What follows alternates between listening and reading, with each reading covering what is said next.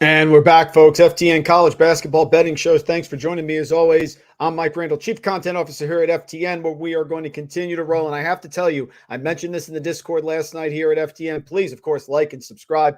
Hit us up there here if you like the content that we're providing. Last night, I was falling asleep, starting to doze off, and I started looking at these lines, and I could not believe some of the lines that are out there. Very excited. Big card today. Big betting slate. Let's get to each of the games, folks. A lot of stuff to talk about here. Of course, we'll have the graphic plays at the end, as always. So let's get rolling, and we will get right into it.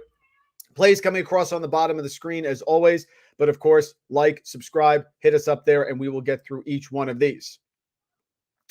First one up I'll go with is Bellarmine +5 at Jacksonville. Now, my issue here with Bellarmine is the following.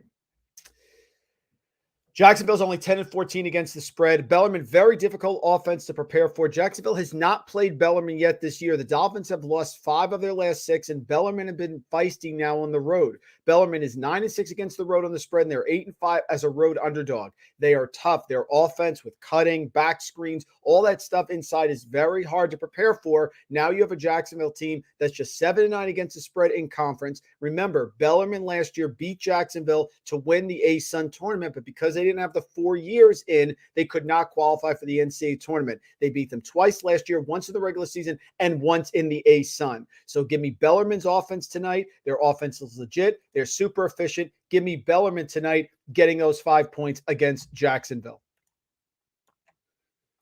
Next one up here, UMass Lowell -2.5 against UMBC. Now, I love senior night narratives. The senior night on the road, when you have a team that's an underdog on senior night at home against another team, I really love taking those points. But this is one of the situations where I'm going to go in the other direction. I don't think UMBC is very good, and I think UMass Lowell is exceptional on defense. They are top 10 in the country at 2-point defense allowed inside the arc. Look at UMass Lowell's last few games. They have been dominant. They drilled Albany. They drilled NJIT at home. They drilled Hartford on the road by 22. They did lose to Vermont on the road. Of course, very tough. Vermont is the class of the Americas, but they scored 81 points against Vermont's defense. They beat Bryant on the road. They beat Binghamton at home, and that's a large subset of games that I think they can get over the line here. They have the league's best defense. They're the best offensive rebounding team, and they're the best free throw shooting team. That is a solid combination here, folks, for a UMass Lowell team. If I'm going to take a team on the road in conference, what I'm going to do is take a team that can rebound, they can play defense, and can make their free throws. That's why I'm laying this small number here with UMass Lowell at UMBC. This next one is going the other direction, and I honestly have no idea why. Unless there's an injury, and of course, there's always last-minute stuff. You have to check here at the Discord, check in our bet tracker. I'll be on Twitter, of course, giving you updates in case there are people who get injured or problems that occur closer to tip-off, because it really can swing the game. In this situation, heavy bets are coming in on BU. I don't like it. Top performers in this game, Jalen Rucker is shooting 44.7% and 16 points per game. Ethan Roberts has been 13 points per game over the last 10 for Army. I understand Walter White. I understand all of that, but I think Army at home here on senior night gets it done. They're a disciplined offense. They've played well. They've done a solid job. BU has been up and down all year, could not get momentum going. This number is dropping. I actually got it at 4. It's 2.5, and I'm fine with it. I believe in the Cadets. I believe in them at home against a BU team that really doesn't do anything very, very well here. Next up, 7.5. Now, this line is holding right now at 7.5. And if you look at the bets in this situation, you have a good amount of bets, but a good amount of money also coming in on Providence. Guys, I don't think that UConn can cover this number. I don't. Providence is a very difficult team. Last year, we talked about the magic carpet ride that Providence was on and how they were just lucky and they ended up winning games over and over again at the last second. This year, they have talent. They have players that can score. They played Connecticut early this year and beat them by 12. But their last couple games, you want to talk about battle-tested? They played Xavier in overtime away. They lost a very, very close game there. Then Creighton, 2 overtimes at home. They got that win. Villanova home. That was a solid win and cover when everyone was on Villanova. I like this matchup here.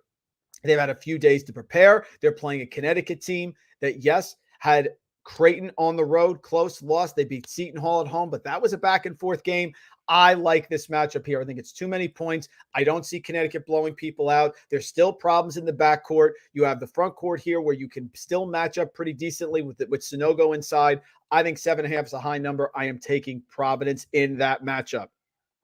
Total senior day pick here with VMI and Wofford. You know my thoughts on Wofford. It has been profitable for us to fade them, and we will continue to do so. I like VMI getting 7.5 points here. My issue with Wofford is, again, identity with them. What do they have? They lost 4 games in a row. They did beat Mercer at home. They beat Citadel on the road, but everything is usually very close. They are not running away and hiding. And the idea that they're going to blow out VMI tonight on VMI senior night, I do not see it. They played earlier this year. They played very well. They blew out VMI. But VMI can be a team, even though they've lost a ton of games, and even though they're 1-15, they can keep games competitive, especially at home. They were close against Western Carolina. They were close against Citadel. 7.5 is a lot of points. I don't trust Wofford on the road here. VMI can make their free throws, which is always something I want to have when I take a team that is at home. Underdog, at home, makes their free throws. Team I don't believe in. On the road, 7.5. A lot of points going with VMI there. Lafayette and Colgate. Colgate has been dominating and has been rolling here, but now they're going on the road against a Lafayette team that has been very feisty. This is a lot of points. I am taking Lafayette and these points here in the Patriot League against Colgate. Colgate has dominated. They are 15-1 in the Patriot League. They have wrapped it up. They are 5 games clear of Navy and Lehigh. But now you have Lafayette here at home who has played tough in these spots. They had that nice run where they won the 4 games in a row. They lost to Lehigh, but they beat Loyola Maryland. They went on the road to Colgate already. They played them very tough. They lost the cover by a half point late, but they were very, very close in that game. They have been strong. They beat Holy Cross. They beat BU at home. They lost close by 3 points away at Loyola, and they just lost the game to Army. But I think Lafayette at home is very live tonight. They've improved as the year goes on, and I just have a feeling that Colgate at some point is going to come back to earth. They've been hitting threes. They've been scalding hot. They've been dominating. You want to talk about a flat spot? I think you have it here. Give me Lafayette plus 7.5. Same thing with NJIT. Here at home getting points, senior night again against Bryant. The thing what I love about NJIT is people don't realize NJIT has been very live here at home, especially as an underdog. NJIT, their last few games, they beat UMBC at home.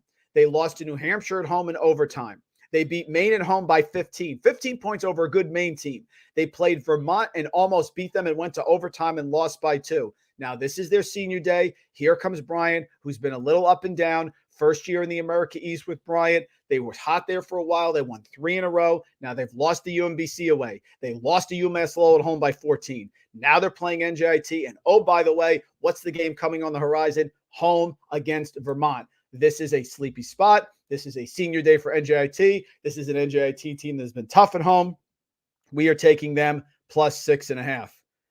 Too many points here with Minnesota. Minnesota with Dawson Garcia back has been a much different team. Maryland can be up and down. Yes, they've had the impressive wins, but they've also had some head-scratching losses. Now you have Minnesota, who got Dawson Garcia back. He was out for a while. He missed 5 games there. What has he done in the 2 games that he's returned? He had 23 points against Penn State and 7 rebounds. He had 18 points against Illinois and 8 rebounds, 2 steals. He's made a 3 or more in each of those games. I think it's too many points here. This Minnesota team is hot, and I do not trust Maryland. You know I've been fading Kevin Willard. Yes, he's had some big performances, but also some head-scratching performances. They can struggle to score Maryland. They are not going to be fired up tonight against Minnesota. A lot of points. Garcia back. Give me, again, another underdog, which we talked about last time here late in the season.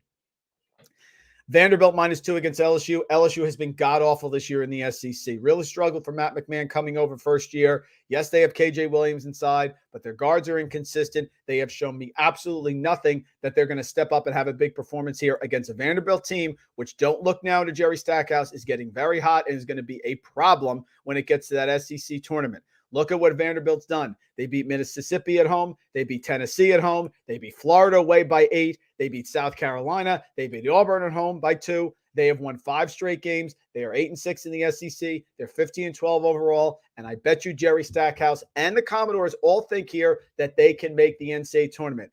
LSU, Florida, Kentucky, and Mississippi. If somehow they can run those four, they're going to be 12-6 in the SEC. That's getting them in the tournament. They can't double time against LSU. Remember, for those that are new, LSU beat Arkansas back on December 28th, and that is the last time they have won a game. They have lost in that time 14 straight games, and they are 1-13 in the SEC. I don't know why tonight the matchup with a hot Vanderbilt team is going to swing it. I will take Vanderbilt -2 points. I can't lay the points here with Virginia. Virginia has shown no ability to beat anyone by double digits. They have struggled all year. You slow them down. Now you go to Boston College. Boston College actually played at Virginia early this year, and it was close for a real long time. They ended up losing by 19. But since then, Virginia just continues to play close games over and over again. They play Duke by the overtime game. They should have lost to Duke by home. They go on the overtime and they cover, but it's 7. They beat Louisville away by 3. Louisville, who is far inferior to Boston College. Notre Dame, home to Notre Dame by 2. Give me Boston College. Give me Quinton Post. You know I have not picked this team a lot here, but I just think it's too many points. Virginia has shown me no reason to believe that they're going to cover double digits in this spot. South Florida, UCF, it's a rivalry. The fade of Johnny Dawkins, talk about profitability here at FTN. The fade of Johnny Dawkins has been fantastic.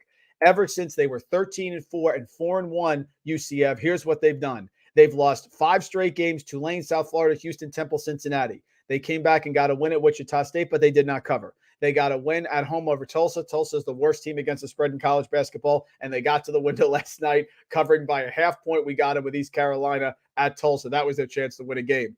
Then they lost to Memphis. Then they lost to Cincinnati. Now they're playing South Florida, who beat them by 13 away. If you want to say this is a payback spot, I have no problem with that. I just don't think it's a payback spot by double digits. That's the thing. South Florida's defense, the rivalry keeps this game close. Give me South Florida +9 against UCF. Haven't believed in Davidson all year and not going to do so here. Davidson has not been great against the spread. Now they're playing a St. Bonaventure team. And the reason this number is a tad high is because St. Bonaventure has not been great lately. They've lost 4 straight games, home to LaSalle, away Duquesne, away Fordham, George Washington, home in overtime. But they are competitive. They've also beat VCU away. They also beat Richmond away. They have played well all season in big spots. And here is another one. On the road against Davidson. They've lost 4 straight games. I think this number is a tick high. I do not trust Davidson. First year under Matt McKillop has not done well. Yes, they beat St. Joe's by 1 at home, but they did not cover that game. Terrible against the spread. St. Bonaventure, guards, 3-pointers. Good coach in Mark Schmidt. Reverse the trend right now. Give me St. Bonaventure +5. Belmont, one of my favorite plays today, senior night against Indiana State. Indiana State has been scalding hot. It is time for them to slow down. Belmont is still the class. They are still the dean here of the Missouri Valley under Casey Alexander.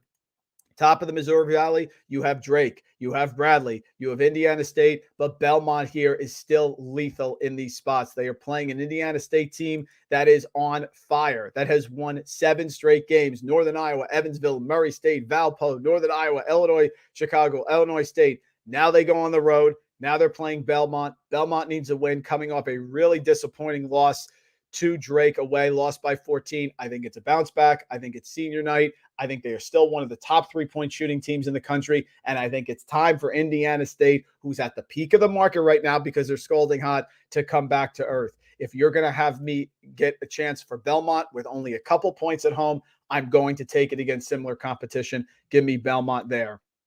I don't like what I'm seeing out of Iowa at all. I have not liked what I've seen out of Iowa the entire year. Out of Wisconsin, rather. I don't like what I'm seeing out of Wisconsin. Tyler Wall has been terrible. He has not been able to hit the overs for us. Mike Kuchar here, who is the prop master for college basketball. We have been frustrated with Tyler Wall. They just don't seem to have it. They don't have enough skill guys on offense to get it done. Iowa still with a lot of big quadrant one wins. Iowa still a team that is potent, and Iowa now is a team that needs a win after losing a couple games in a row. They lost to Purdue. They lost to Northwestern, but they have been decent on the road in these spots before. They beat Rutgers away. They showed up big time. I expect good shooting tonight against Wisconsin. They lost to Wisconsin earlier this year at home, 78-75 back on December 11th. So you have the revenge narrative. I do not believe in Wisconsin. They have struggled over and over again. They lost to a Rutgers team that was missing Mawat Mag and was shorthanded, and they still lost there. I don't like the trend. I don't like their offense. I don't like their skill players. And I do like Iowa in this spot, and it is revenge. So we're doing Iowa -1 there. Couple more games for you folks as we're flying through here. So much going on at FTN. Fantastic stuff today. Content, things we're trying to get out. So we're flying through these, and I will add some more in the bet tracker. I put a ton in the bet tracker FTN here before. Make sure to be a subscriber. You get access to all of our picks, but I'll put a couple more in as well. Love this one tonight. I don't know why you would take Mississippi. Mississippi has been dead in the water.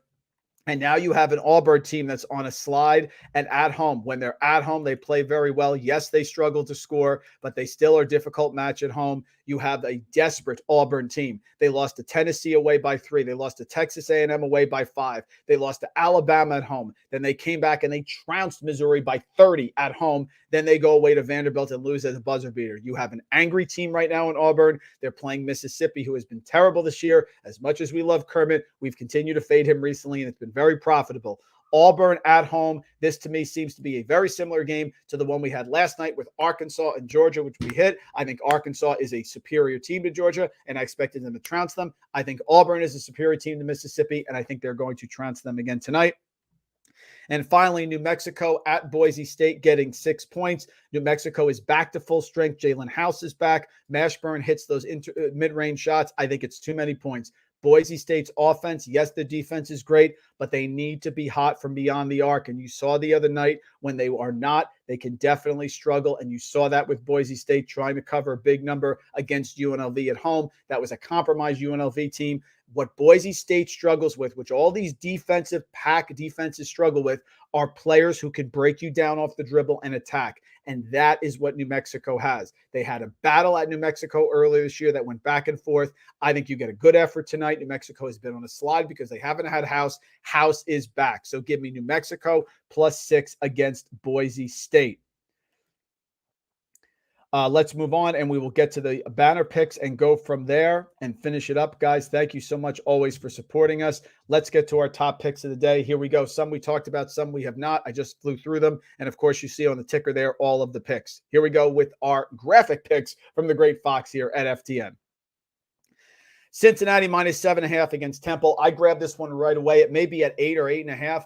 Guys, without the status with Temple being shorthanded and not knowing what their situation is fully tonight, you don't have Khalif Battle necessarily available. I think he's away from the team. Could Khalif Battle come back? Absolutely. But you have a very motivated Cincinnati team here in a revenge spot against Temple. I do not understand why this line is only 7.5 for a Cincinnati team that's been scalding hot against Temple, who should not have Khalif Battle tonight. So assuming Battle is out, we take Cincinnati. I mentioned this one already. Belmont -2.5 against Indiana State. Belmont at home, senior night, still a strong team. Great three-point shooting team. Small enough number in a bounce-back spot after losing to Drake that I like Belmont. The Bonnies +5.5. I think it's getting down against Davidson. Yes, the Bonnies have lost 4 in a row, but it's all about the matchups, and that backcourt can be dynamic and hit threes with Mark Schmidt, a great coach, and I don't trust Davidson, who has been very inconsistent and terrible against the spread this year. Another one I love tonight is Kentucky -3.5 against Florida. No Colin Castleton inside for Florida. Yes, they were gamey. They played well against Arkansas earlier, but once Nick Smith got going, they buried them. I am fine laying the points here. I do not see how Florida can keep this game close against, you see him right there, the big man, Oscar Tshiebwe inside without Colin Castleton. It's been a rough year for Florida. They struggle to get big wins. Todd Golden's doing the best that he can in his first year. These are not his players per se, but Kentucky scalding hot, shooting the three well on the road. Big gap in the middle for Florida. Give me Kentucky laying those points. Yes, I'll take the 7.5 against Wofford anytime. VMI senior day home here against Wofford team that is inconsistent. 7.5 is a lot of points to win on the road, especially when you're Wofford and you don't have consistency on either side of the ball. Vermont against Binghamton. I will take Vermont here against Binghamton, laying the big number. Vermont can secure the America East tonight, and I will take Vermont laying a big number, which may be down to 12 right now. They have been dominant in the America East, and I think they roll. And finally, I mentioned it, NJIT +6.5 against Bryant. We are going to take those points at home in a game that you can go at with the money line if you want to here. with NJIT as well. As always, folks, thank you for joining us. It's hump day, a lot of busy stuff going on. We will be back on Saturday. We come Tuesdays, Wednesdays, and Saturdays. Saturday at 11 a.m., give you all the breakdown here. Make sure to follow me at Randle Rant and our bet tracker where there could be changes if players are out. But as always, folks, thank you for joining us. We appreciate it. Let's get our bets to the windows and keep our hot streak going here. FTN college basketball, a perfect match.